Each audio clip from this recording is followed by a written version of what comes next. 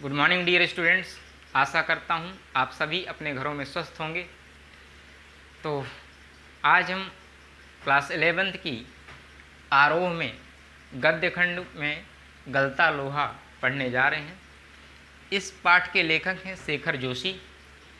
तो शेखर जोशी ने गलता लोहा ये कहानी लिखी। इस कहानी में वास्तव में जातिगत जो विभाजन है समाज का, समाज जातियों में बटा हुआ है, उसी पर ये कहानी केंद्रित है। तो आइए पढ़ते हैं। तो गलता लोहा कहानी में समाज के जातिगत विभाजन पर कई कोणों से, कई एंगल से टिप्पणी की गई है। यह कहानी लेखक के लेखन में अर्थ की गहराई को दर्शाती है। इस पूरी कहानी में लेखक की कोई मुखर टिप्पणी तो नहीं है, लेकिन इसमें एक मेधावी किंतु निर्धन ब्राह्मण युवक मोहन किन परिस्थितियों के चलते उस मनोदशा तक पहुंच जाता है जहां उसके लिए जाति अभिमान बेमानी हो जाता है। सामाजिक विधि नहीं ही बैठता, पर आफर के लोहार जो सामाजिक स्थितियां हैं, जो सामाजिक परिस्थितियां हैं, उनमें वो अपनी जाति को बेमानी पाता है। वहाँ पर एक लड़का होता है जो कि लोहार जाति का होता है। उसके काम में उसकी अपनी कुशलता है। उसका नाम धनराम है। और मोहन का व्यक्तिगत जो जातिगत आधार है वो झूठे भाईचारे की जगह मेहनतकश और सच्चे भाईचारे को प्रस्तावित करता प्रतीत होता है, मानो लोहा गलाकर नया आकार ले रहा हो।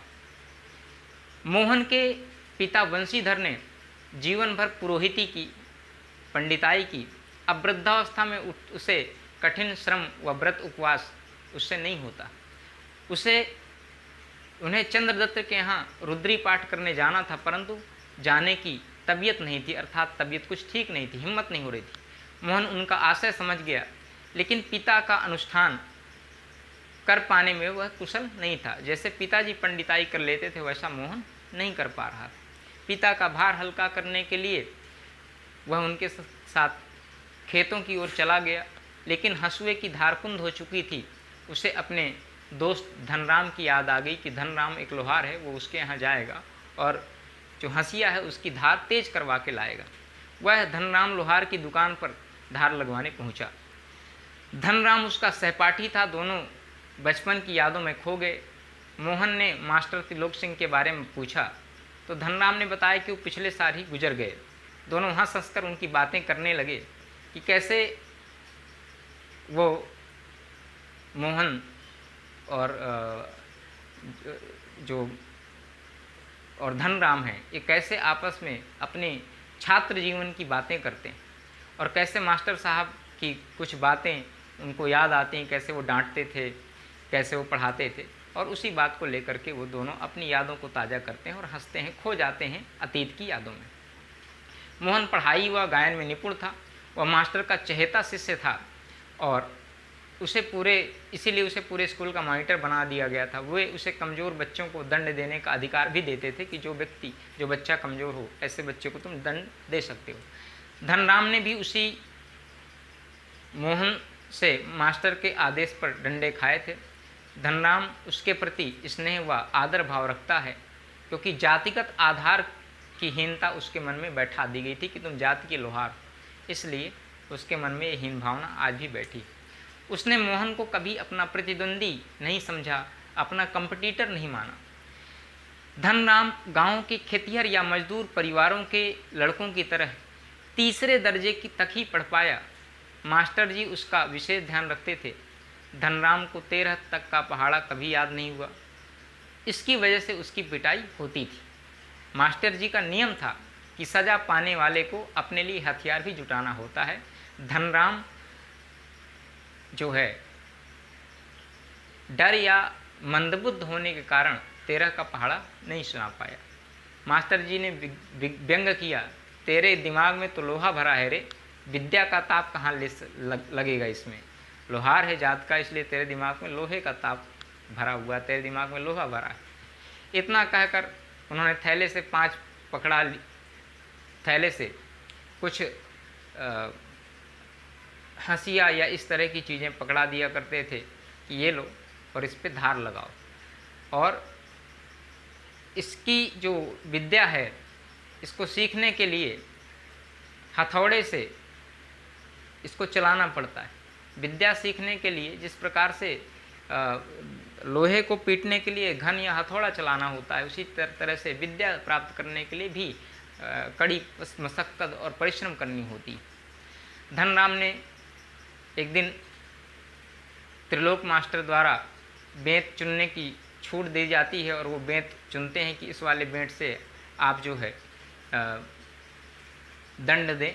तो गंगाराम इसका चुनाव जो है स्वयं करते हैं। एक दिन गंगाराम अचानक चल बसे। धनराम ने सहज भाव से उनकी विरासत संभाल ली। इधर मोहन ने छात्रवृत्ति पाई और इसके पिता बंशीधर तिवारी उसे बड़ा आदमी बनाने का स्वप्न देखने लगे। पैतृक धंधे ने उन्हें निराश कर दिया। वे कभी उस परिवार जो कि उनका परिवार है उसका पूरा पेट नहीं भर पाए, अतः उन्हें पुराने घर लौटना पड़ा। वह घर थका मांदा घर जब आया तो कोशिश की कि वह सो जाए, लेकिन नहीं सो पाया।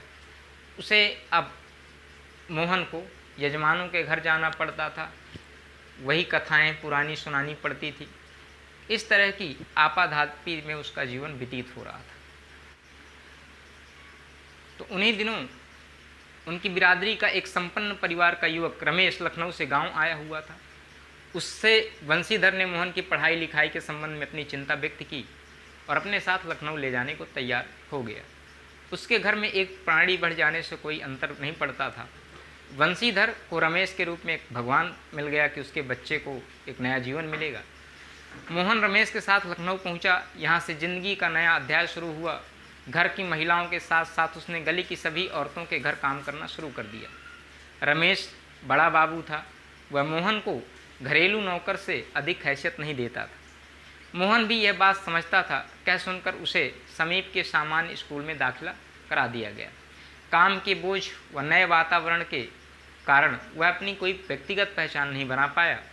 गर्मियों की छुट्टी में वह जब कभी भी घर आता वो तब आ पाता जब रमेश के घर से कोई आदमी गांव आ रहा होता था, तब उसके साथ आ जाता। उसे अगले दर्जे की तैयारी के नाम पर शहर में रोक लिया जाता। मोहन ने परिस्थितियों से समझौता कर लिया। वह घर वालों को असलियत बताकर दुखी नहीं करना चाहता कि मैं वहाँ क्या कर रहा हूँ। पढ़ाई लिखाई के लिए गया था और इस पढ़ाई लिखाई के अलावा उसे क्या क्या करना पड़ रहा था। घरों का काम धाम करना पड़ता था। एक तरह से नौकर की तरह से वो रह रहा था। 8वीं कक्षा पास करने के बाद उसे आगे पढ़ाने के लिए रमेश का परिवार उत्सुक नहीं था। बेरोजगारी का तर्क देकर उसे तकनीकी स्कूल में दाखिल करा दिया गया। वह पहले की तरह घर व स्कूल के काम में व्यस्त रहता था। 1.5-2 वर्ष के बाद उसे कारखाने के चक्कर काटने पड़े। अब इधर बंशीधर को अपने बेटे की अफसर बनने की उम्मीद थी। जब उसे वास्तविकता का पता चला तो उसे गहरा दुख हुआ। धनराम ने भी उससे पूछा तो उसने झूठ बोल दिया। धनराम ने उन्हें यही कहा, मोहन लला बचपन से ही बड़े बुद्धिमान थे। इस तरह मोहन और धनराम जीवन में कई प्रसंगों पर बातें करते रहते हैं। धनराम ने हंसुए में मतलब हंसिया में फाल को बेंच से निकाल कर तपाया, फिर उसे धार लगा दी। आमतौर पर ब्राह्मणों के टोले के लोगों का जो शिल्पकार होता है उस टोले में उठना बैठना नहीं होता था। कामकाज के सिलसिले में ही अक्सर कभी कभी एक दूसरे से मुलाकात होती थी।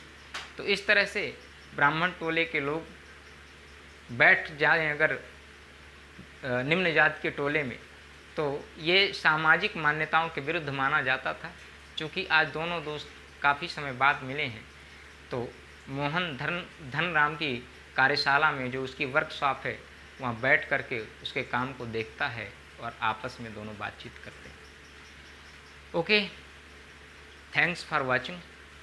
आशा करता हूँ आपको वीडियो समझ में आया होगा। Have a nice day. Thank you.